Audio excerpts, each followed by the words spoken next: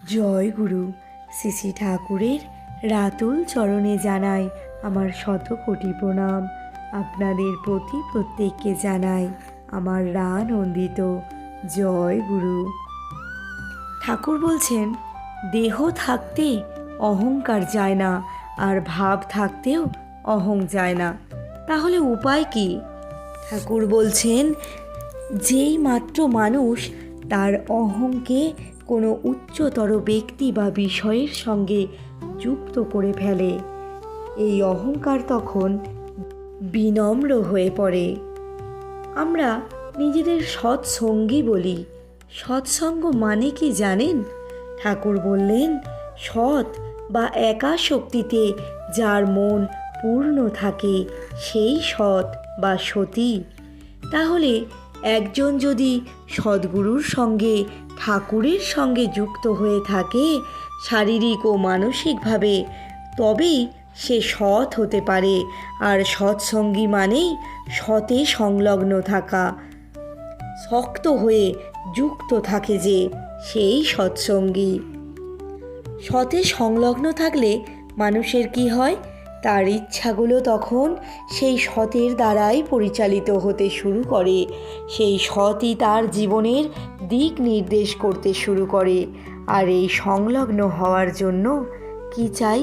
চাই অঙ্গীকার, চাই সংকল্প যে আমি তোমার সাথে থাকব, আর চাই উৎসর্গ। আমাদের যত পার্থিব সুখ আছে, যত বস্তুগত সম্পর্কগত সুখ আছে, সেই সব কিছুকে উৎসর্গ করে দিতে হবে। তুমি, শুধু তুমি মাত্রই আমার থাকো। হতে পারে কি এটা? হ্যাঁ, হতে পারে। আমাদের মতোই এক কর্মী দাদার কাহিনী আপনাদের আজ বলবো। শ্রী শ্রী ঠাকুরের এক কর্মী দীক্ষা দিতে বেরোবেন। এমন সময় দেখা গেল তার আসন্ন সন্তান সম্ভবা পুত্রবধূ ভয়ঙ্কর বিপদগ্রস্ত। গর্ভের মধ্যে শিশু উল্টে গিয়েছে, তার নাভি জড়িয়ে গিয়েছে গলায়।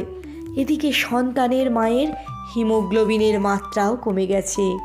সেই জনপদে তেমন উচ্চমানের কোনো চিকিৎসালয় নেই যে এই রকম জটিল বিপদটি সামলাতে পারে। মা আর শিশুর মধ্যে কোনো একজনের প্রাণই যাবেই। সেই কর্মী কয়েক মুহূর্ত কি চিন্তা করলেন, তারপর কোনো দিক না তাকিয়ে পাঞ্জার ব্যাগ আর দণ্ডটা নিয়ে হাতে তুলে বেরোনোর জন্য উঠে দাঁড়ালেন। তাঁর ছেলে তো বাপের ওপর রেগে অগ্নিশর্মা, স্ত্রী বিস্ময়ে হতবাক। ঘরে এই পরিস্থিতি, আর তিনি দীক্ষা দিতে বেরোচ্ছেন। তিনি কারোর কোনো কথায় কর্ণপাত করলেন না, বেরিয়ে গেলেন। যথারীতি দীক্ষার সমস্ত কার্যক্রম শেষ করে যখন সন্ধ্যায় ফিরলেন তিনি, তাঁর ছেলে তখন এসে পায়ে লুটিয়ে পড়ে কাঁদছে, বাবা, আমায় ক্ষমা করে দাও, আমি বুঝিনি। জানা গেল এর মধ্যে বৌমার গর্ভের শিশু কিভাবে যেন আবার সঠিক দিকে ঘুরে গিয়েছে, তার গলার ফাঁসও খুলে গিয়েছে, সম্পূর্ণ নিরাপদে স্বাভাবিক প্রসব হয়েছে। তাহলে সেই সৎ কর্মী কী করলেন? তিনি নির্বাচন করলেন সৎ, আর সংসারের মধ্যে সেই সৎকে, আমি সৎ এই সংলগ্ন থাকব।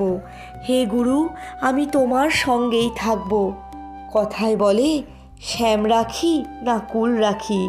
সেই কর্মী যখন শ্যামকে রাখলেন, তার কুল কিন্তু আপনা হতেই রক্ষা পেল। আর এটা বারবার হবে, প্রতিবারই হবে। জয় গুরু। বন্দে পুরুষোত্তমম।